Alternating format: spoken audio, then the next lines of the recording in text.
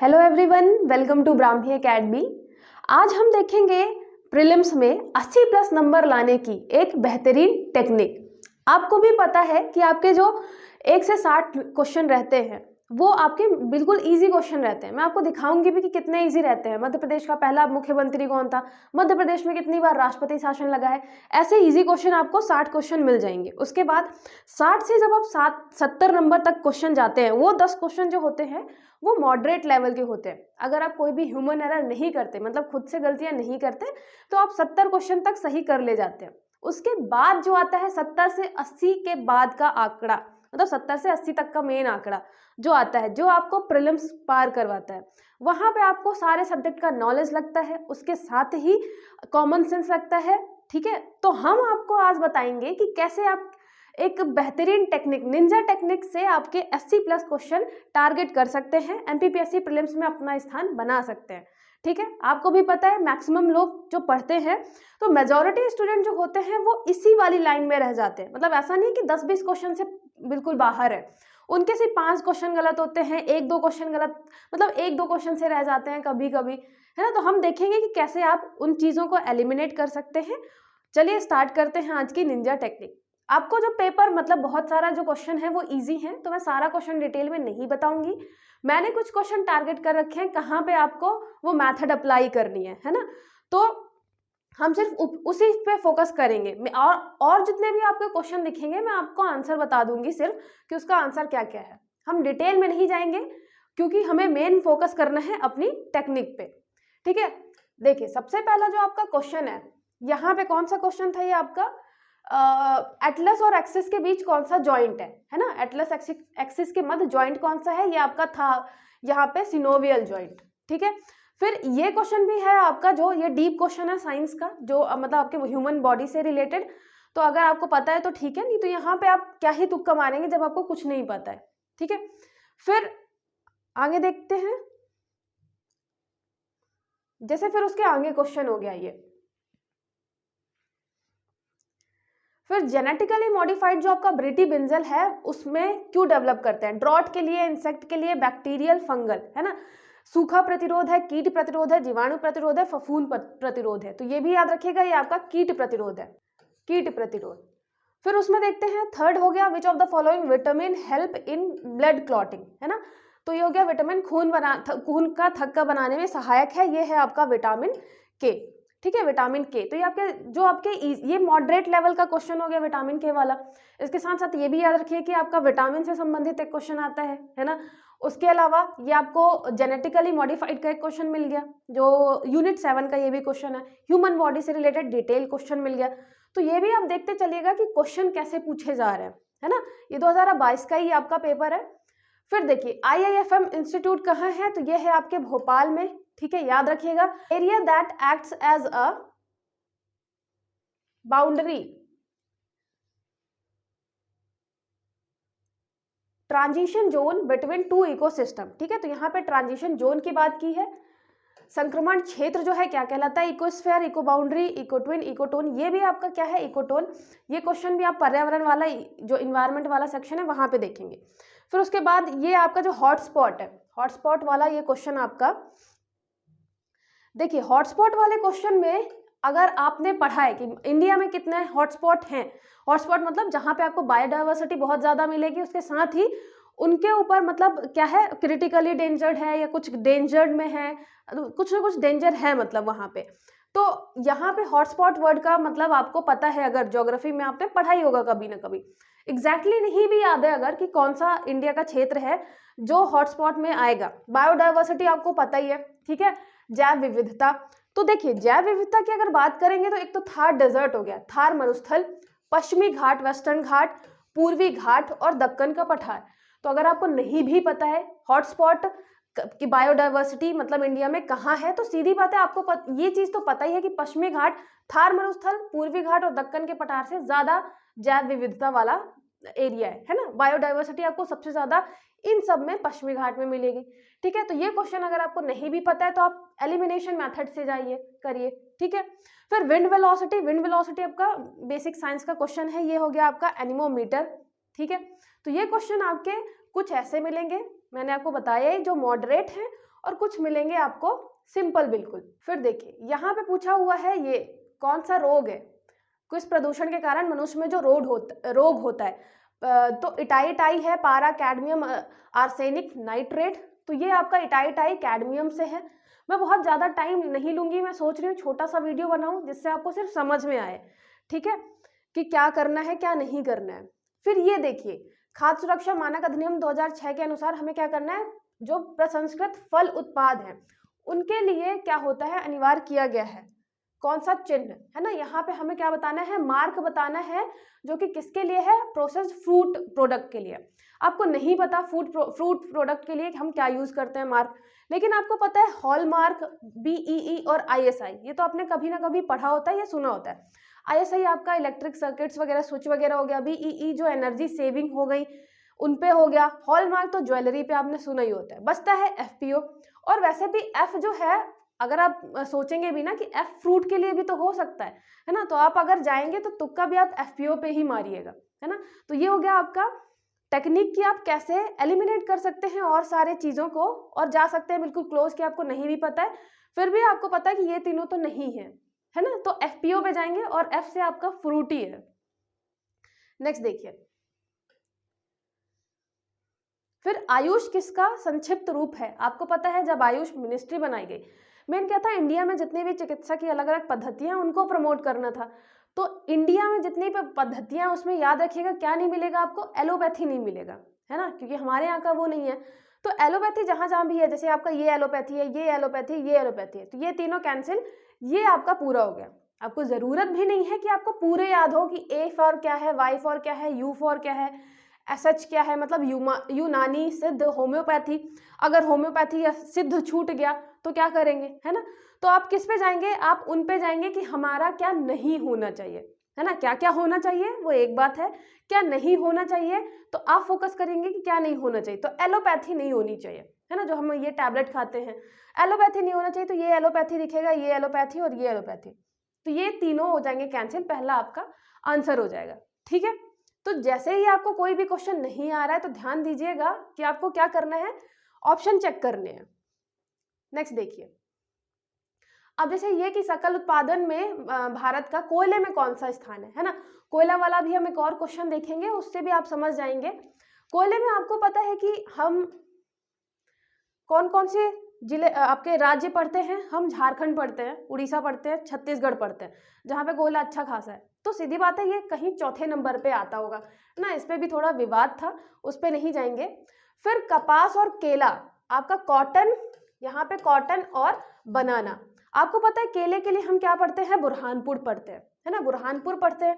लेकिन फिर बात आई कि यार कपास होगा कि नहीं होगा, तो आपको पता है कॉटन कहाँ होता है, काली मिट्टी में, है ना, काली मिट्टी। तो देखिए फिर यहाँ पे आपको दिमाग लगाना है कि कॉटन कहाँ कहाँ होता है, काली मिट्टी में होता है मालवा वाले इलाके में, तो आपका बुरहानपुर उसी इलाके में आएगा। मंदसौर, शहडोल और सतना, फिर आप ऑप्शन भी देखेंगे कोई और ऑप्शन हो सकता है क्या, तो मंदसौर नहीं है, शहडोल नहीं है, सतना नहीं है, तो ये तीनों ऑप्शन नहीं होंगे, मतलब आपका शहडोल, ये बुरहानपुर सही हो जाएगा, है ना। तो फिर यहाँ पे एक तो आपको ये भी देखना है कि आपके पास जो भी नॉलेज है, कपास कहाँ होगा, केला का कहाँ हमने पढ़ा है, उसके अलावा ऑप्शन देखने हैं कौन सा बिल्कुल नहीं हो सकता है, ठीक है। फिर देखिए लाडली बहना योजना, अब ये तो आपकी बहुत ही ज्यादा फेमस है, इसके लिए क्या ही कहना। फिर खुटिया पटेल आदर्श किस जनजाति को कहते हैं, ये भी ऐसा है कि अगर आपको पता है तो ठीक है, ठीक है, ये सहरिया के लिए है। लाडली बहना 1000 रुपए प्रति माह। फिर 2011 के अनुसार मध्य प्रदेश का न्यूनतम जनसंख्या घनत्व वाला जिला, याद रखिएगा ये तो डिंडोरी है। ये याद रखिएगा कि आपका जनगणना से रिलेटेड एक क्वेश्चन जरूर आता है, मध्य प्रदेश से आएगा और एक इंडिया लेवल पे आएगा। जनगणना अच्छे से करिएगा, है ना, एक एक क्वेश्चन अच्छे से करिएगा। फिर अब ये इन क्वेश्चंस की बात मैं कर रही थी कि ये होते हैं आपके बहुत ही बेसिक क्वेश्चन। मध्य प्रदेश की पहली महिला राज्यपाल कौन थी, है ना, सरला अग्रवाल जी, कितनी बार आप पढ़ते हैं। फिर ग्राम पंचायत घोषित करने के लिए न्यूनतम जनसंख्या 1000, राष्ट्रपति शासन कितनी बार लगा, 3 बार लगा। अब इस पे बात करते हैं। मध्य प्रदेश में मुख्यमंत्री की अनुपस्थिति में निम्नलिखित में से कौन मंत्रिपरिषद की बैठक की अध्यक्षता करता है। यहाँ पे होम मिनिस्टर हो गया, है ना, होम डिपार्टमेंट का मिनिस्टर, या नॉमिनेटेड बाय चीफ मिनिस्टर, या फाइनेंस डिपार्टमेंट का मिनिस्टर, या पार्लियामेंट अफेयर का मिनिस्टर। तो देखिए जब हम पढ़ते हैं एक्ट, तो उसमें हम क्या पढ़ते हैं कि आपका चीफ मिनिस्टर, आपका जो काउंसिल ऑफ मिनिस्टर होगी राज्य में, हेडेड बाय, हेड कौन करेगा, मुख्यमंत्री करेगा। तो काउंसिल ऑफ मिनिस्टर में हम कभी ये नहीं पढ़ते कि होम मिनिस्टर उससे मतलब होम मिनिस्टर बड़ा है कि फाइनेंस मिनिस्टर बड़ा है ना, पावर सबके पास अलग अलग है, उस पर नहीं जाना है। लेकिन हम अगर कॉन्स्टिट्यूशन की बात करें तो उसमें हम काउंसिल ऑफ मिनिस्टर मतलब एक साथ पढ़ते हैं, कभी नहीं पढ़ते कि होम मिनिस्टर ज़्यादा बड़ा है या छोटा है। फिर हेड किसको पढ़ते हैं कि हेड जो होगा, मुख्य होगा आपका मुख्यमंत्री, ठीक है। तो इसमें आप कहीं और पे ना जाते हुए फिर दिमाग कहाँ कॉन्सेंट्रेट करें कि ठीक है, मुख्यमंत्री अगर नहीं है तो मुख्यमंत्री जिसको भी बोलेगा निर्दिष्ट मंत्री को, वो अध्यक्षता करेगा काउंसिल ऑफ मिनिस्टर की, ठीक है। तो ये क्वेश्चन आपको मतलब ऐसे नहीं है कि सीधे हमने सोच लिया गृह मंत्रालय करना चाहिए, है ना, थोड़ा दिमाग से आराम से दिमाग लगा के क्वेश्चन सॉल्व करिएगा।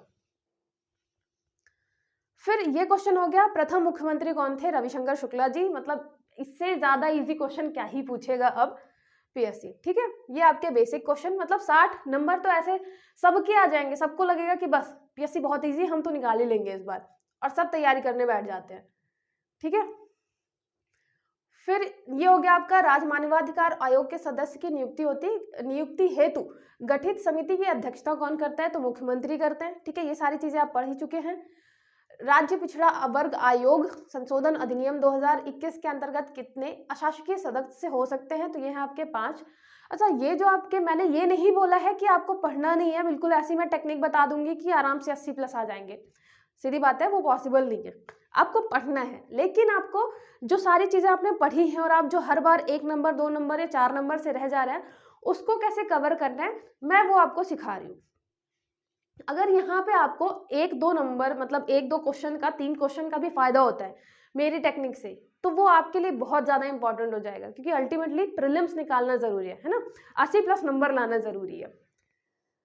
फिर राजमानवाधिकार आयोग के संदर्भ में कथनों का विश्लेषण करना है। देखिए यहाँ पे हमें ये पता है कि जो संस्थाएं हैं उनको प्रोत्साहित करता है, फिर अनुसंधान करता है कि नहीं, ये नहीं पता होता।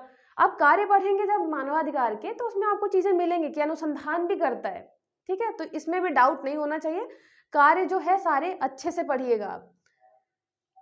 फिर नेक्स्ट देखिए, यहां से आप देखेंगे अनुच्छेद बहुत सारे पूछा हुआ है ना, तो आर्टिकल बहुत अच्छे से आप याद करेंगे। संघ और राज्यों के लिए लोक सेवा आयोग का प्रावधान किस अनुच्छेद में, आपका यूनियन और स्टेट कमीशन किसमें है, 315 में। फिर यहाँ पे भारत के नियंत्रक महालेखा परीक्षक का वेतन सेवा शर्तें कहाँ पे है ना, कैग का हमें बताना है सर्विस कंडीशन, और सैलरी कहाँ पे है, तो ये द्वितीय सेकंड अनुसूची में मिलेगी। फिर अस्तित्व कब आया, ये क्वेश्चन आपका 2020 में भी था, फिर मतलब 2-3 बार क्वेश्चन ये आ चुका है सेम, 1 फरवरी 1994, याद रखिएगा, मध्य प्रदेश निर्वाचन आयोग। फिर नीति आयोग के उपाध्यक्ष की नियुक्ति कौन करता है, तो आपके भारत के प्रधानमंत्री करते हैं, ठीक है। ये सारी चीजें आपको पता है, तो इनमें जो चीजें आपको बिल्कुल बिल्कुल पता है, याद रखिएगा, वो गलत नहीं होनी चाहिए। ह्यूमन एरर आप इतनी ज्यादा भी प्रैक्टिस करिए कि वहां पे प्रेशर में आप कोई भी बनता हुआ क्वेश्चन गलत ना करें, ठीक है। सबसे ज्यादा प्रैक्टिस इस चीज की करिए। फिर एलिमिनेशन मेथड, फिर मेरी टेक्निक अपनाइए कि आप कैसे बहुत अपना पूरा नॉलेज दे के कर सकते हैं सॉल्व, है ना। सतर्कता के क्षेत्र में केंद्रीय एजेंसी को सलाह और मार्गदर्शन के लिए स्थापना की गई थी केंद्रीय सतर्कता आयोग की, जिसकी अध्यक्षता समिति की सिफारिश की गई थी के संथानम। ये क्वेश्चन मैं जल्दी जल्दी इसलिए भी पढ़ रही हूँ क्योंकि ज्यादा टाइम नहीं लगे, ये आप 2-3 बार कर चुके होंगे, मुझे पता है प्रीवियस ईयर के क्वेश्चन तो आपने देखा ही होगा। फिर मुख्य निर्वाचन सूचना आयुक्त जो है और या राज्य सूचना आयुक्त नहीं हो सकता, तो इसमें आपको पता है कि जो ये विधानमंडल का सदस्य है, कोई भी विधानमंडल वाला सदस्य होगा, उसको हम नहीं बनाएंगे सूचना आयुक्त, है ना, या राज्य सूचना आयुक्त या राज्य का मुख्य सूचना आयुक्त। उसके बाद हो गया ये आपका राष्ट्रीय अनुसूचित जाति आयोग का गठन किस अनुच्छेद में है, देखिए अनुच्छेद का आपका फिर क्वेश्चन आ गया, ये है 338 में, ठीक है। फिर ये आ गया आपका खाद्य एवं कृषि संस्थान FAO का मुख्यालय। अब यहाँ पे आप देखिएगा एक इंटरनेशनल ऑर्गेनाइजेशन जरूर आती है, कभी मुख्यालय पूछेगा, कभी उसका हेड मतलब ये पूछेगा कि कब उसका जो स्थापना हुई थी किस साल हुई थी, है ना, चाहे वो IMF हो, वर्ल्ड बैंक हो, सारी चीजें, मेंबर्स पूछ सकता है, टोटल मेंबर्स कितने हैं। एक बार जरूर देखिएगा। फिर सौभाग्य योजना, योजना भी एक जरूर क्वेश्चन आता है, वो किससे रिलेटेड है, किस मंत्रालय से रिलेटेड है, ये सारी चीजें। तो ये विद्युत से रिलेटेड थी, इसलिए विद्युत मंत्रालय हो गया। फिर थल सेना का अध्यक्ष, ये आपका करंट का क्वेश्चन, मनोज पांडे जी थे। तो करंट में भी ऐसा है कि अगर आपसे आता है तो ठीक है। फिर ये हो गया आपका लोकसभा के प्रथम अध्यक्ष कौन थे, तो गणेश वासुदेव मावलंकर जी थे। फिर ये Africa India field training exercise Pune में हुई थी, ये सेकंड नंबर की, ये भी आपका करंट का क्वेश्चन सारा। फिर मध्य प्रदेश का वैश्विक निवेशक शिखर सम्मेलन 2023, जो आपका ग्लोबल इन्वेस्टर समिट था, वो इंदौर में हुआ था। फिर यहाँ पे हमें बताना है क्वांटम प्रयोगशाला भारतीय सेना ने 2021 में कहाँ स्थापित किया था, ये महू में किया था। ठीक है, तो ये आपके करंट के क्वेश्चन हो गए। मैं सिर्फ आपको वही क्वेश्चन दिखाऊंगी जहां पे डाउट हो सकता है, मतलब कुछ क्वेश्चन आपको आने ही चाहिए, कुछ क्वेश्चन ऐसे हैं कि थोड़ा टफ है जो कि किसी से नहीं आएंगे। इसमें से कुछ क्वेश्चन आपको ऐसे मिलेंगे जो कि आपको मतलब कट ऑफ से दूर करते हैं, तो उनको आपको सही करने की कोशिश कर रहे हैं, है ना। मैक्सिमम क्वेश्चन तो आप वैसे भी कर ही लेते हैं, जो इजी रहते हैं, जो मॉडरेट रहते हैं। जैसे ये क्वेश्चन हो गया, अब इसमें आपको लगेगा कि यार ट्रॉफी हमने पढ़ी नहीं थी या हम भूल गए थे, है ना, और कुछ कुछ हमें याद है। तो आपको फोकस क्या करना है, सबसे पहले तो इस पे फोकस करना है कि पूछा क्या है। पूछा है सबसे पहले कि सही सुमेलित है ना, कौन सा सुमेलित है। रंगास्वामी कप, ये आप हमेशा पढ़ते हैं किसके लिए, हॉकी के लिए। तो यहाँ पे आपको शीश महल, यादविंद्र रोवर्स, ये पता है नहीं पता है उससे मतलब नहीं है। जो सबसे इजी वाला है रंगास्वामी, जो इजी वाले हैं, जैसे आपको पता होना चाहिए कि T20 किस में होता है, क्रिकेट में होता है, तो ऐसे इजी वाला है। हॉकी के लिए रंगास्वामी कप होता है, आगा खां कप होता है, तो आपको वो पता होना चाहिए। तो इसलिए सबसे पहले आपको टारगेट क्या करना है कि जो इजी वाला है उस पर ध्यान देते हैं कि कहीं वो तो नहीं गलत मैच है। फिर कठिन पे जाएंगे कि कठिन वाला तो ठीक है, नहीं पता होगा तो क्या ही करेंगे, और आप देखेंगे कि आपका जो इजी वाला ऑप्शन है वही गलत है ना। अभी एक दो क्वेश्चन में मैं आपको और बताऊंगी कि कैसे आप देखेंगे कि जो आपको पता है इजी वाले, वही आपके क्वेश्चन क्या होते हैं, मैक्सिमम टाइम अलग होते हैं, असत्य होते हैं। ठीक है, किसने फीफा विश्व कप 2022 में गोल्डन बॉल पुरस्कार जीता, ये भी आपका बिल्कुल अलग क्वेश्चन, मेसी का था, वर्ल्ड कप हुआ था इसलिए क्वेश्चन पूछ लिया। और स्पोर्ट्स से रिलेटेड भी कुछ ऐसे क्वेश्चन आए थे जो भी मतलब पता ही नहीं चल रहा था, आज तक नहीं पूछे गए थे। ये गोल्डन ग्लोब, गोल्डन बॉल वगैरह है, ऐसे क्वेश्चन नहीं पूछे जाते थे अभी तक, अब अचानक से पूछ लिया, आप क्या ही कर सकते हैं। जैसे ये क्वेश्चन है, 2020 में किसको लाइफ टाइम द्रोणाचार्य पुरस्कार मिला, वो 2020 का पूछा गया, 2022 में पेपर हुआ जिसका 23 में, है ना, इतना बाद में। ये थे आपके रोमेश पठानिया जी। ठीक है, तो अब ऐसे क्वेश्चन भी पूछ लेते हैं, उसके लिए क्या कर सकते हैं। तो आपको ध्यान किस पे देना है, ऐसे क्वेश्चन फिर सबके गलत होते हैं, है ना। ये एक मतलब इसमें क्या है, किसी को नहीं पता होगा, फिर सब ऐसे ही तुक्का मारेंगे कि क्या हो सकता है। ये हो गया आपका। फिर ई कॉमर्स, देखिए ई कॉमर्स वाले क्वेश्चन जो थे वो भी कुछ आपको अजीब मिलेंगे थोड़ा, और कुछ ऐसे मिलेंगे कि आप एलिमिनेशन मेथड से सॉल्व कर सकते हैं। जैसे कि ये वाला हुआ, यहाँ पे which dimension of e commerce enable commerce beyond the boundaries of the country, यहाँ पे कौन सा आयाम है जो व्यापार के लिए सक्षम है देश की सीमाओं से परे, मतलब ई कॉमर्स हमारा कहीं भी जाता है। हमें पता है कि यूएसए वाला सामान हमारे यहाँ आ जाता है ई कॉमर्स से, तो यहाँ पे क्या है, विच डायमेंशन, हम डायमेंशन की बात कर रहे हैं कि ये कौन सा आयाम है जिसकी वजह से ऐसा हो रहा है, देश की सीमाओं से परे हमारा काम चल रहा है ई कॉमर्स का। अमीरी, रिचनेस है, या इंटरएक्टिविटी है, अंतर क्रियाशीलता है, विश्वव्यापी पहुंच, ग्लोबल रीच है, या सर्व विद्यमान्यता है। तो आपको ये पता ही है कि ये ग्लोबल रीच की वजह से है ना, ग्लोबल रीच की वजह से हम कहीं भी ई कॉमर्स वाला सामान कहीं भी पहुंच रहे हैं। मतलब आप यूएसए का सामान यहाँ ऑर्डर कर सकते हैं, इंडिया का सामान कोई बाहर ऑर्डर कर सकता है, ठीक है। रोबोट के फायदे आप सीधे सीधे दिख जाएंगे कि यहाँ पे नौकरियों को विस्थापित कर रहा है, सीधी बात है ये फायदा नहीं है। फिर सोशल मीडिया अनुकूलन, सोशल मीडिया अनुकूलन जो आपका सोशल मीडिया ऑप्टिमाइजेशन है, तो ऑप्टिमाइजेशन से क्या, देखिए स्पष्ट कंटेंट लिखना, तो ऐसा लग रहा है ना कंटेंट लिखने से रिलेटेड तो नहीं होगा शायद, आसानी से प्रचार करना हो सकता है, छोटा कंटेंट बनाना ये भी कंटेंट से रिलेटेड हो गया। फिर लोगों की सामाजिक नेटवर्किंग के लिए, नियुक्ति के लिए कंटेंट बनाना, तो फिर ये कंटेंट से रिलेटेड हो गया। तो आप देखेंगे कि ये थोड़ा सा हमें अलग लग रहा है कि यहाँ पे हम प्रचार करने की बात कर रहे हैं सोशल मीडिया अनुकूलन में, सोशल मीडिया ऑप्टिमाइजेशन में। अगर आप थोड़ा सा भी रिलेट कर पाते हैं सर्च इंजन ऑप्टिमाइजेशन से, तो आपका बिल्कुल आंसर सही हो जाएगा कि सोशल मीडिया से हम क्या कर रहे हैं, प्रचार कर रहे हैं, ठीक है, अपनी कंपनी का। तो ऐसे आप क्या कर सकते हैं, एलिमिनेट कर सकते हैं 4 ऑप्शन। अब देखिए यहाँ पे जैसे हो गया सुरक्षा वाला, साइबर सुरक्षा की विशेषताएं बतानी है हमें, अनुपालन compliance, defence against internal threats, threats prevention, all of the above. अब आपको पता है कि हम साइबर सिक्योरिटी की बात जब करेंगे, साइबर सिक्योरिटी की बात करेंगे तो सीधी बात है हम डिफेंस करेंगे आपके इंटरनल थ्रेट से, थ्रेट का प्रिवेंशन करेंगे। जब 2 सही हैं तो सीधी बात है ऑल ऑफ द अबव ही जाएगा आंसर, तीसरा सही ही होगा ऑटोमेटिकली, है ना। तो ये आपका सही हो गया। फिर यहाँ पे है ई गवर्नेंस का सटीक वर्णन देना है। सटीक यहाँ पे देखिएगा एक वर्ड आएगा यहाँ पे, डिस्क्रिप्शन ऑफ अप्रोप्रिएट। अप्रोप्रिएट सबसे ज्यादा कौन सा है, तो यहाँ पे नियुक्त करना है, सक्षम बनाना, अधिकार देना है, इंगेज करना है, इनेबल करना है और एम्पावर करना है सिटीजन। उसके अलावा आपको पता है पक्षपात विहीन नागरिकों को उचित निर्णय के लिए, तकनीकी आधारित शासन और ई कॉमर्स में लोगों का विश्वास। तो विश्वास वाला तो बिल्कुल नहीं होगा, हम ई गवर्नेंस विश्वास के लिए नहीं ला रहे, फिर पक्षपात विहीन के लिए नहीं ला रहे, तकनीकी आधारित शासन और आपका नागरिकों को नियुक्त करना, सक्षम करना, इसमें थोड़ा सा आपको लग सकता है कि इन दोनों ऑप्शन में हो सकता है। तो इसमें भी आपका ये ऑप्शन इसलिए है क्योंकि हम अल्टीमेटली हमारा एम क्या है, नागरिकों को सशक्त करना, अधिकार देना, ठीक है। तो इसलिए आपका ये आंसर हो गया।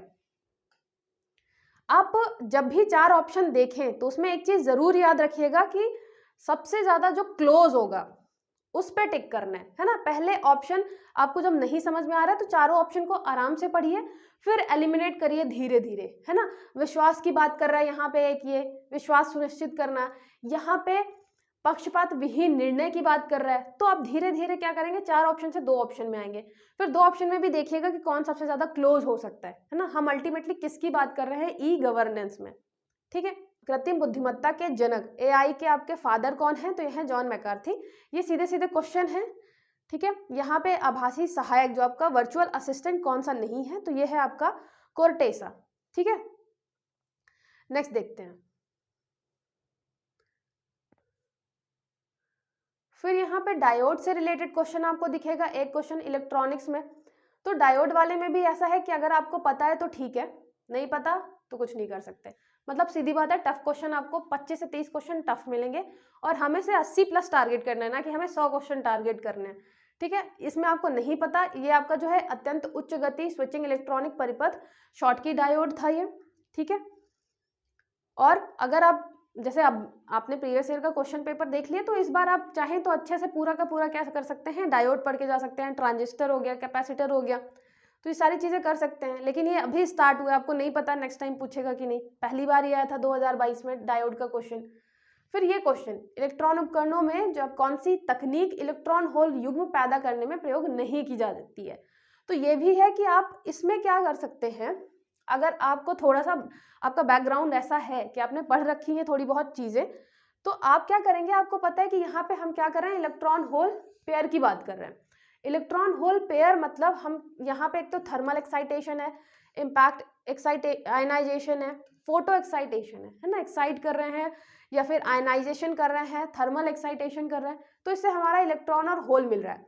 लेकिन जो आपका इम्प्योरिटी इंजेक्शन है, इम्प्योरिटी जब इंजेक्ट करेंगे तो वहाँ पे इलेक्ट्रॉन और होल पेयर में नहीं मिलेगा, तो आप ऐसे भी यहाँ पे कर सकते हैं। लेकिन आप ये तभी कर सकते हैं जब आपका थोड़ा बहुत बैकग्राउंड रहा हो, आपको पता हो कि हाँ ठीक है ये तो नहीं होगा।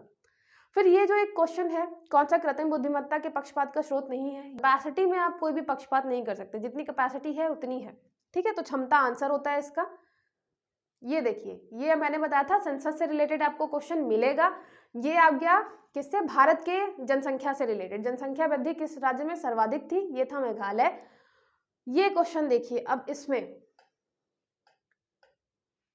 दक्षिण पूर्व एशिया की सीमा पार नदी मिकांग निम्नलिखित में से किस देश से नहीं गुजरती है, ठीक है। आप वर्ड मैप के लिए, आपके लिए सबसे ज्यादा क्या जरूरी है कि वर्ड मैप में आप सबसे ज्यादा जरूरी है एक बार वर्ड मैप अच्छे से पढ़ें, है ना, पूरे वर्ड का। इंडिया का मैप तो बहुत ही अच्छे से याद रखना है और फिर एमपी का मैप अच्छे से याद रखना है। तो जरूरी नहीं है कि आपको सारे क्वेश्चन जो हैं वो बनते ही हो, आप ऐसे ही मतलब मैप के थ्रू भी आप बहुत सारे क्वेश्चन सॉल्व कर सकते हैं। जैसे कि देखिए, कहाँ से मिकांग नदी नहीं गुजरती है, अब आपको मिकांग नदी के बारे में कुछ नहीं पता है, ठीक है। आप ऑप्शन देखेंगे, ऑप्शन में है आपका कंबोडिया, वियतनाम, बांग्लादेश, लाओस। अगर आपको कंबोडिया, वियतनाम और लाओस की लोकेशन पता है, वो तीनों एक ही पास हैं, बिल्कुल कनेक्टेड, पास ही पास हैं तीनों कंट्रीज, है ना। और बांग्लादेश जो है आपका अपोजिट साइड है, पीछे इंडिया के पास, है ना, ये दूसरे साइड है। तो सीधी बात है, मेकांग नदी किससे नहीं गुजरेगी? बांग्लादेश से, क्योंकि ये तीनों अगल बगल में ही है। तो अगर आपको लोकेशन पता है, मैप पता है, तो आप देखिए ये क्वेश्चन आराम से बना सकते थे, है ना, कि कंबोडिया, वियतनाम, लाओस आपके आस ही पास कंट्रीज हैं, ये वहां से गुजरेगी। बांग्लादेश काफी दूर है इंडिया के बगल में, वहां तक नहीं आएगी। ठीक है, तो ऐसे क्वेश्चन ये वाला आप सॉल्व कर सकते थे, आपको कुछ भी नहीं पता फिर भी। फिर यहाँ पे साक्षरता दर सबसे ज्यादा किस राज्य में है? ये है मिजोरम में। ठीक है, आगे देखते हैं।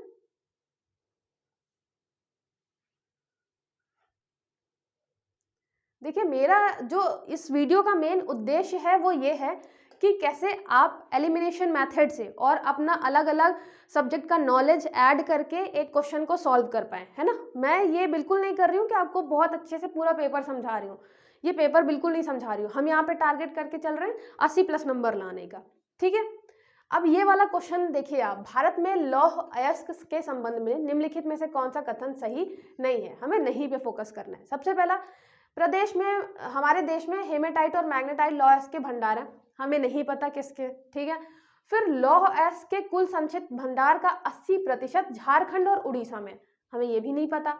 थर्ड नंबर, कर्नाटक राज्य में बेल्लारी लौह अयस्क का प्रमुख खनन क्षेत्र है। फिर मयूरभंज जिला का लौह अयस्क में उड़ीसा में महत्वपूर्ण स्थान है।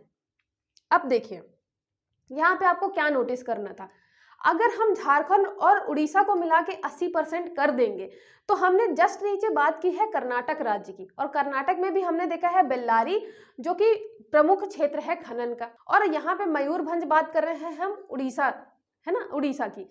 तो अगर कर्नाटक वाले क्षेत्र में भी है, और आपको पता है कर्नाटक वाले क्षेत्र में भी आप पढ़ेंगे लौह अयस्क आपको मिलता है, तो सीधी बात है 80% झारखंड और उड़ीसा में मिला के नहीं होगा, आपको कर्नाटक में भी मिलेगा, छत्तीसगढ़ में भी मिलेगा, है ना। तो ये बिल्कुल आपका आंसर हो जाएगा, ये सही नहीं है।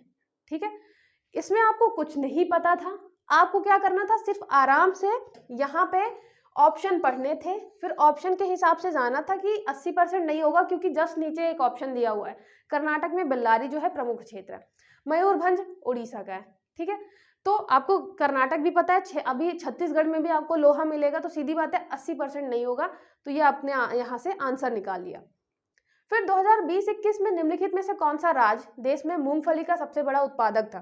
ठीक है, ये हम ग्राउंड नट की बात कर रहे हैं, हमें नहीं पता मूंगफली का उत्पादक कौन था। ठीक है, हमें नहीं पता, हम जाएंगे ऑप्शन में, आंध्र प्रदेश, गुजरात, राजस्थान, तमिलनाडु। अब जब हम काली मिट्टी के बारे में पढ़ते हैं, देखिए यहाँ पे आपका यूज होगा भूगोल का, ज्योग्राफी का नॉलेज। जब आप काली मिट्टी के बारे में पढ़ते हैं, काली मिट्टी में क्या पढ़ते हैं कि आपका एक तो कपास होता है, ठीक है, सोयाबीन होता है, और उसके साथ साथ एक और ऑप्शन पढ़ते हैं आप, मूंगफली। अब ग्राउंड नट भी तो पढ़ते हैं, मूंगफली होता है, तो इनमें से आपको सिर्फ गुजरात ही दिख रहा है। ठीक है, गुजरात ही दिख रहा है जहां पे आपको काली मिट्टी मिलेगी, तो आपको जरूरत ही नहीं थी ये पता करने की कि आपका पहला कौन सा उत्पादक है मूंगफली में। आपको बस यहाँ पे एलिमिनेशन मेथड लगाना था, ज्योग्राफी का नॉलेज लगाना था कि मूंगफली किस वाले इलाके में हो सकती है। ठीक है, फिर देखिए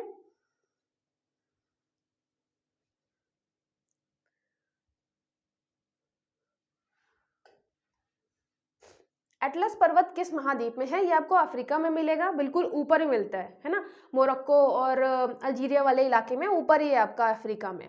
सुंदरवन निम्नलिखित में से किस प्रकार के वन है? अब सुंदरवन आपको पता है, अगर मैप में कभी भी आपने देखा होगा तो हमें पश्चिम बंगाल साइड दिखता है, उस इलाके में सुंदरवन है ना, बिल्कुल किनारे और तटीय क्षेत्रों में। तो तटीय क्षेत्रों में है तो पहले आप ऑप्शन पढ़ेंगे, आपको नहीं पता किस टाइप के वन है, ऑप्शन देखिए, उष्णकटिबंधीय, शुष्क पतझड़, अल्पाइन, उपोष्ण चीड़, तटीय या ज्वारीय वन।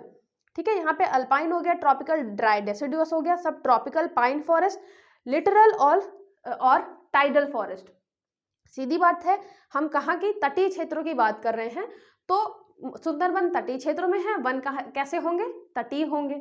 ठीक है, वैसे भी हम मैंग्रोव के बहुत सारे फॉरेस्ट पढ़ते हैं ना, मैंग्रोव फॉरेस्ट, तो ये आपका तटीय और जौरीय वन हो जाएगा। ठीक है, तो आपको ज़रूरत ही नहीं थी कि आप जानें कि कैसे वन है। एलिमिनेशन मेथड से जाइए, आप देखिए कौन कौन से मैथ आपके बिल्कुल नहीं होंगे, है ना। अब देखिए ये वाला भी आपका कैसे मैं आप बताऊंगी, आप सॉल्व कर सकते हैं। अगर मेरे इस वीडियो से, इस छोटे से वीडियो से आपको मतलब 2-3 नंबर का भी फायदा होता है, 2-3 क्वेश्चन का भी, तो बहुत ज़्यादा अच्छा हो जाता है ना। तो इसलिए आराम से देखिएगा कि मैं कैसे चीज़ों को सॉल्व कर रही हूँ। ये मतलब ये टेक्निक अपनाने की कोशिश करिएगा जिससे आप भी बहुत अच्छे तरीके से इसको यूज़ कर पाएँ अपने पेपर में।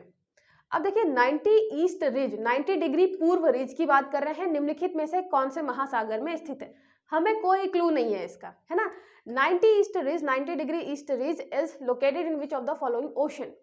अब हम बात करेंगे किसकी, हम पढ़ते हैं क्या, अक्षांश और देशांतर, है ना, हम पढ़ते हैं। और हमें पता है कि यहाँ 0 है, इधर साइड जो है आपका ईस्ट है ना, क्योंकि हमारा इंडिया क्या ईस्ट साइड है, इधर साइड वाला जो है हमारा वेस्ट है। हम बात कर रहे हैं 90 डिग्री ईस्ट की, 90 डिग्री ईस्ट की बात कर रहे हैं। तो 90 डिग्री ईस्ट मतलब यहाँ पे हम मान लेते हैं हम 90 डिग्री किसकी बात कर रहे हैं, देशांतर की। 90 डिग्री देशांतर मतलब लॉन्गिट्यूड की बात कर रहे हैं, 90 डिग्री लॉन्गिट्यूड की। हमें पता है 82.5 जो है हमारा मानक रेखा है ना, मानक रेखा है 82.5 जो हमारे इंडिया की मानक रेखा है ना, जो आपका स्टैंडर्ड टाइम है वो है 82.5। कहाँ से जा रही है, इंडिया से। ठीक है, तो उसके थोड़ा ही दूर पड़ेगी आपकी 90 डिग्री वाली, है ना। 82.5 धीरे धीरे आपको मिलेगी 90 डिग्री वाली। तो 90 डिग्री वाली भी आपकी कहाँ जाएगी, आपकी अगर उसको लोकेट करेंगे किस महासागर में जानी चाहिए, तो किस में जाएगी, वो जाएगी आपके हिंद महासागर, इंडियन ओशन में, है ना। तो आप ऐसे सॉल्व कर सकते हैं कि 82.5, 82, 82.5 वाली तो इंडिया से पार हो रही है, सीधी बात है। 90 वाली भी थोड़ा दूर जाएंगे तो मतलब इंडिया के आसपास से ही पार होगी। तो अगर इंडिया के आसपास से ही पार हो रही है, मतलब अगर उसको नीचे देखेंगे कि ओशन कौन सा आ रहा है, तो ओशन कौन सा आएगा, तो आएगा आपका हिंद महासागर। ठीक है, प्रशांत, अटलांटिक, आर्कटिक तीनों कैंसिल हो जाएंगे। ठीक है, तो ऐसे आप ये क्वेश्चन सॉल्व कर सकते थे। फिर इसमें बताना है आपको कि पवन ऊर्जा के संबंध में निम्नलिखित में से कौन सा कथन सत्य नहीं है।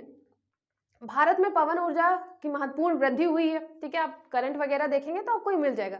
और अभी हमें इस पे फोकस नहीं करना है कि ये सही है कि गलत नहीं है, गलत है क्योंकि सिंपल सा है। ठीक है, महत्वपूर्ण वृद्धि हुई होगी। फिर गुजरात में देश की कुल पवन ऊर्जा क्षमता का 22% है। ठीक है, 22% of the total wind power capacity of the country Gujarat में, ये भी हमें नहीं पता। आगे देखते हैं, 2021 में तमिलनाडु की पवन ऊर्जा क्षमता देश की कुल क्षमता के लगभग 24% थी।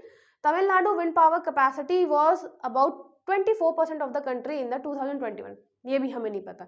चौथे ऑप्शन पे चलते हैं, पवन ऊर्जा क्षमता में मध्य प्रदेश का देश में तीसरा स्थान है। अब देखिए सीधे सीधे आपको पता चल रहा है महत्वपूर्ण वृद्धि हुई है, 22% गुजरात, फिर उसी के नीचे 24% तमिलनाडु, तो तमिलनाडु में भी बढ़िया 24% है, 22% गुजरात है। तो सीधी बात है तीसरे नंबर पे मध्य प्रदेश नहीं आएगा। तो जरूरी नहीं है कि आपको ये सारी चीजें पता होगी, 22% है, 24% है, इनसे मतलब ही नहीं था। आपको बस ढूंढना था वो एक ऑप्शन जो गलत था। ठीक है, फिर हाँ ये वाला देखिए, एशिया में निम्नलिखित में से कौन सा देश स्थल रुद्ध लैंडलॉक्ड देश नहीं है। अब यहाँ पे लैंडलॉक्ड कौन सा नहीं है। ठीक है, नेपाल, थाईलैंड, लाओस, भूटान। अब हमें नहीं पता है, हमें पता है नेपाल के बारे में, इंडिया के जस्ट ऊपर ही है, ये तो लैंडलॉक्ड है। भूटान ये भी लैंडलॉक्ड है। फिर आप लोकेशन पढ़ते हैं, वियतनाम, थाईलैंड, लाओस, कंबोडिया, वहां पे आप पढ़ते हैं कि जो आपका लाओस है वो लैंडलॉक्ड है ना, वर्ल्ड ज्योग्राफी में आप पढ़ते हैं, वर्ल्ड मैप में। फिर आपका बचता है थाईलैंड, तो सीधी बात है थाईलैंड आपका आंसर हो जाएगा। आपने क्योंकि लाओस पढ़ रखा होता है, उस वाले इलाके में लाओस ही है जो एक लैंडलॉक्ड है। ठीक है, और अगर आपको ये पता है कि लाओस लैंडलॉक्ड है तो सिर्फ बचता है आपका थाईलैंड।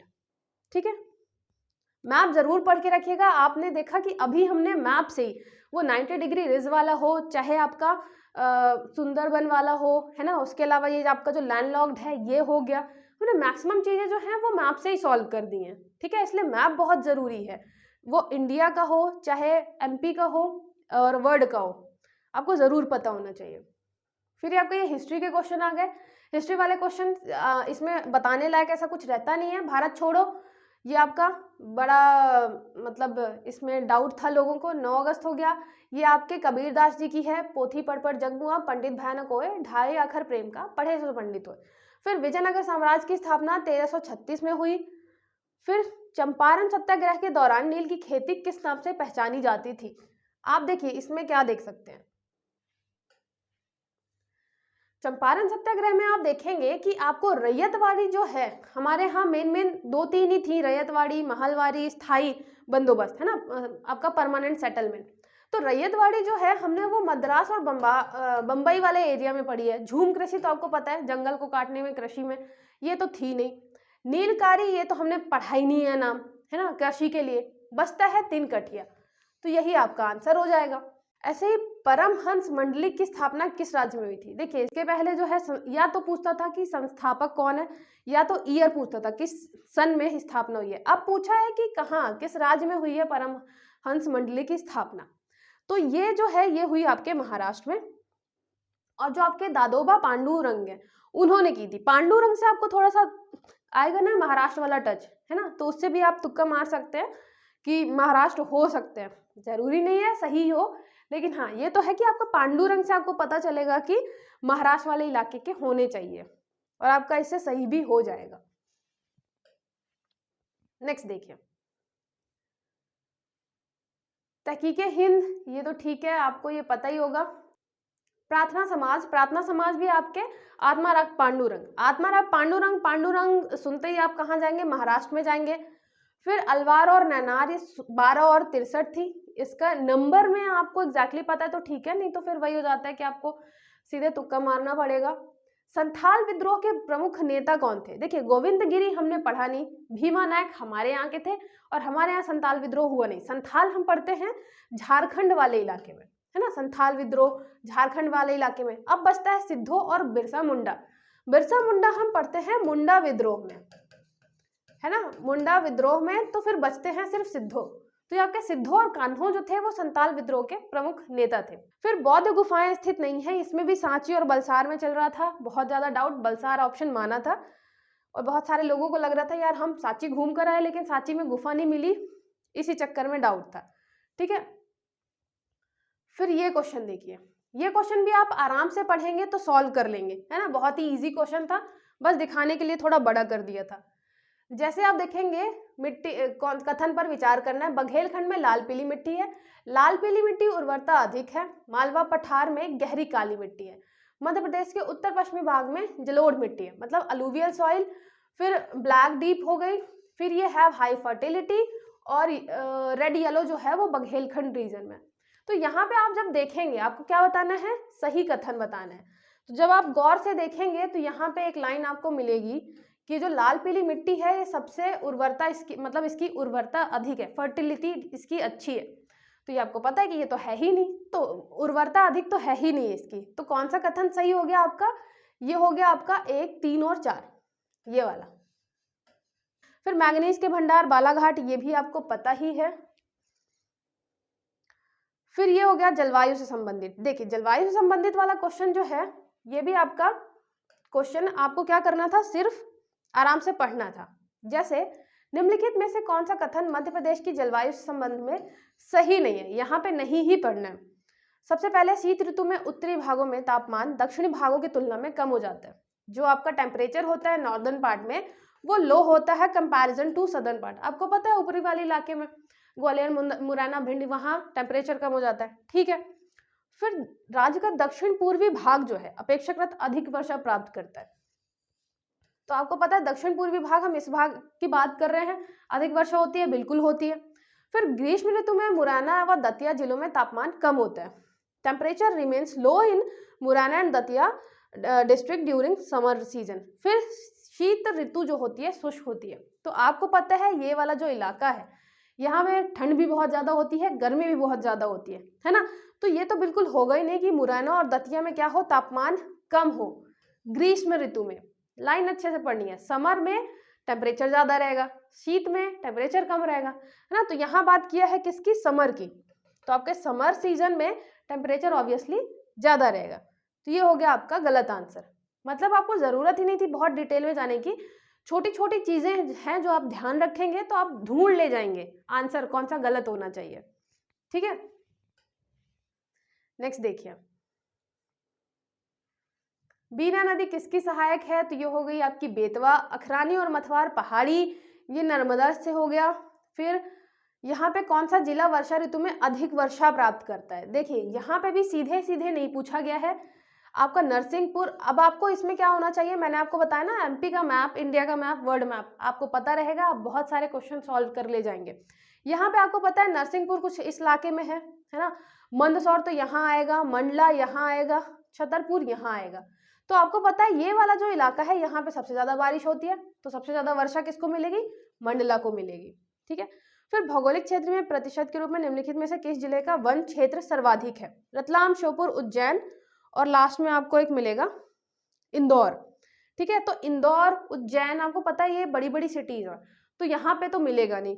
फिर बचता है रतलाम और श्योपुर, तो श्योपुर जो है वो ज्यादा मतलब आपको इलाका मिलेगा जंगल वाला है ना, तो आपका श्योपुर सही हो जाएगा। ठीक है, रतलाम के कंपैरिजन में आपको पता है श्योपुर में आदिवासी ज्यादा रहते हैं, वहां जंगल वाला इलाका ज्यादा है, तो सीधी बात है 1% वहां ज्यादा होगा, है ना।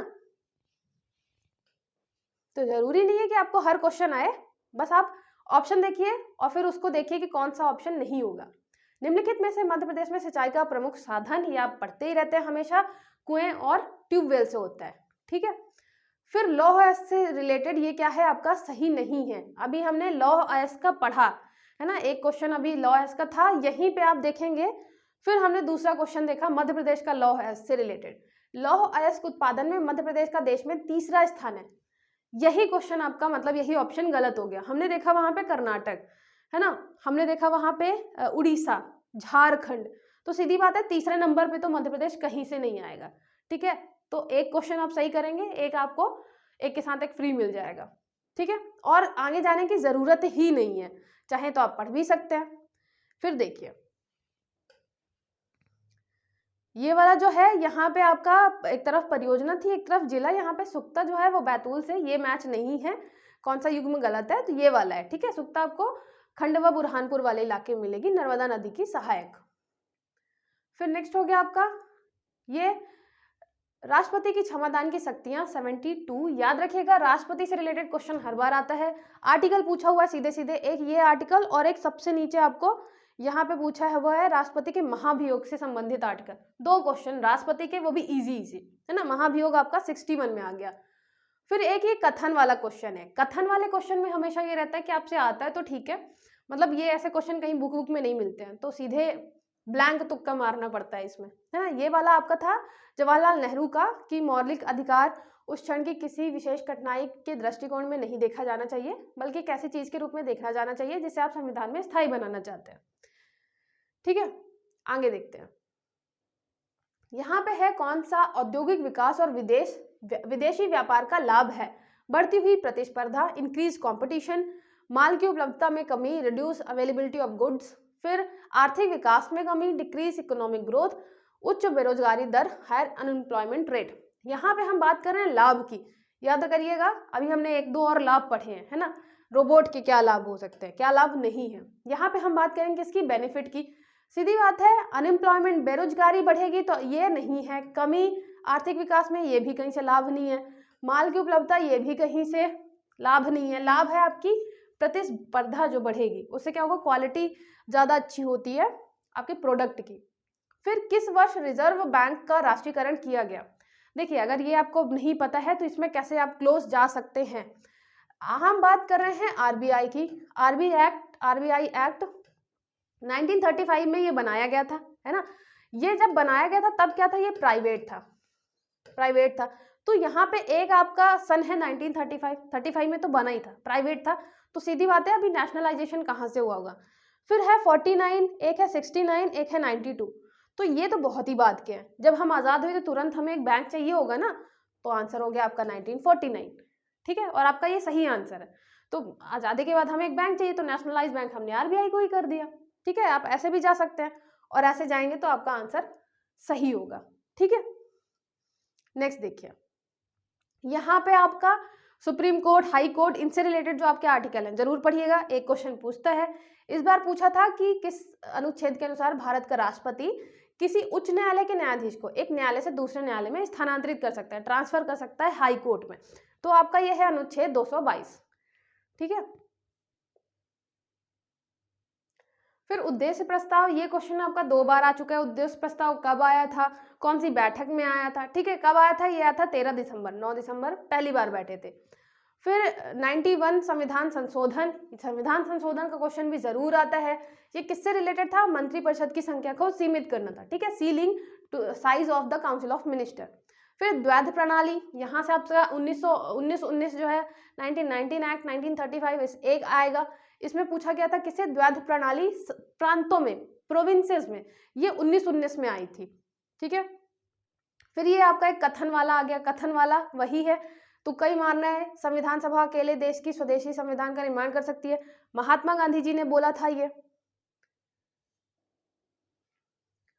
फिर यहाँ पे हो गया निर्मल वर्मा पुरस्कार। अच्छा देखिए, अगर आपको निर्मल वर्मा पुरस्कार नहीं पता था तो इसको कैसे सॉल्व करना था?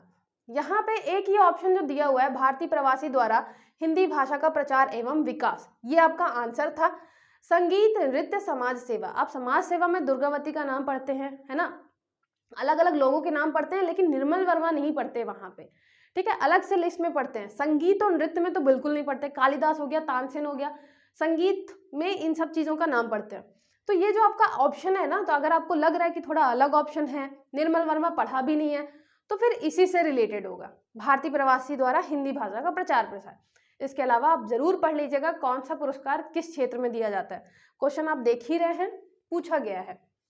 फिर भूर सिंह द बारासिंगा, ये क्वेश्चन आपको पहले भी मिलेगा, कान्हा ने किया था। ठीक है। फिर इस ढोकला, अच्छा ढोकरा कला से रिलेटेड कैसे क्वेश्चन सॉल्व कर सकते थे? यहाँ पे था, यह है बैतूल की भारेवा आदिवासी समुदाय से संबंधित है, हमें इसका कुछ नहीं पता, अभी पूरे पढ़ते हैं। यह एक अलौह धातु ढलाई कला है। It is a non ferrous metal moulding art.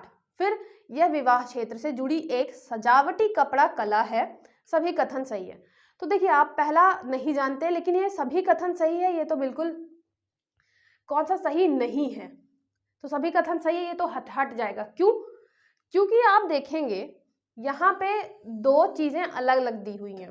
एक तो बोला है कि ये अलौह धातु की ढलाई है, धातु की ढलाई कला है, और दूसरा है एक सजावटी कपड़ा कला है। तो ये दोनों एक दूसरे को क्या करते हैं? कॉन्ट्राडिक्ट करते हैं, मतलब अपोजिट हैं। या तो धातु से ढलाई कला हो सकती है, या तो सजावटी कपड़ा कला हो सकती है ना। तो इनमें से ही एक कोई कथन जो है वो गलत है। अब कौन सा है? तो आप 50-50 में फिर मारेंगे। थर्ड आंसर सी, विवाह समूह से जुड़ी ये कपड़ा कला बिल्कुल नहीं है ना। ये आपकी कौन सी है? धातु ढलाई कला। ठीक है। फिर ये क्वेश्चन देखिए, निम्नलिखित में से किस स्तूप के तोरण द्वार पर अशोक एवं उनकी 2 रानियों के साथ बोधि वृक्ष तीर्थ यात्रा का अंकन मिलता है? अब आपको नहीं पता, ठीक है, आपको यहाँ पे देखना है एक तोरण द्वार। सांची में आपको पता है बहुत अच्छे, बहुत सुंदर तोरण द्वार बने हुए हैं। फिर आप देखेंगे भरहुत, सांची, सोनारी, सतधारा। भरहुत में तो मतलब कुछ बचा नहीं है ज्यादा कुछ, है ना, जो भी था अब म्यूजियम में रखा हुआ है। सांची में आपको पता है रखे हुए हैं। सोनारी और सतधारा ये भी सांची के पास ही छोटे छोटे, मतलब बहुत ही खंडहर टाइप के आपके स्तूप हैं। तो सीधी बात है, आपका तोरण द्वार जो है, जो कि ये सब बता पा रहा होगा कि अशोक और उनकी 2 रानियों के साथ बोधि वृक्ष यात्रा का अंकन करता है, तो सिर्फ सांची ही हो सकता है ना। तो आप ऐसे भी एलिमिनेट कर सकते हैं। और ऑप्शन ये वाला देखिए, प्रसिद्ध स्वतंत्रता सेनानी भागीरथ सिलावट, सादत खान, वंशगोपाल का संबंध किस स्थान से है? आपको नहीं पता भागीरथ सिलावट, वंशगोपाल नहीं पता, लेकिन आपने सादत खान का सआदत खान या शहादत खान ऐसे करके नाम पढ़ा है। कहाँ पे नाम पढ़ा था? 1857 की क्रांति, महू से इन्होंने विद्रोह किया था। तो बस यही से सादत खान से आपको कर देना है इंदौर, और ये आपका हो जाएगा सही आंसर। जब आपको कुछ नहीं पता होता तो फिर आप छोटी छोटी चीजें ढूंढिए। भागीरथ के बारे में नहीं पता, वंशगोपाल जी के बारे में नहीं पता, तो आप सादत खान का आपको पता है, महू से इन्होंने किया था, 1857 की क्रांति में भाग लिया था, तो बस इंदौर आपका सही आंसर। ठीक है।